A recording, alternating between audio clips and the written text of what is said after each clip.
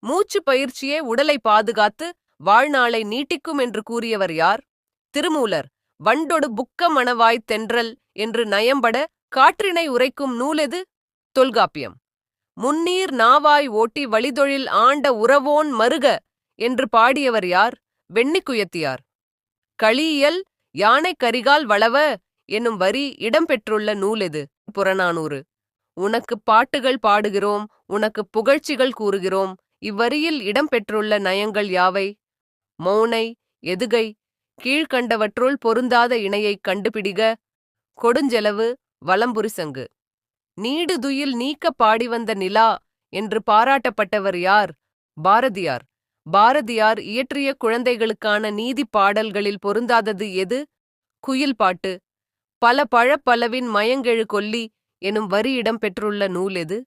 சரியான பதிலை கமெண்டில் கூறவும்.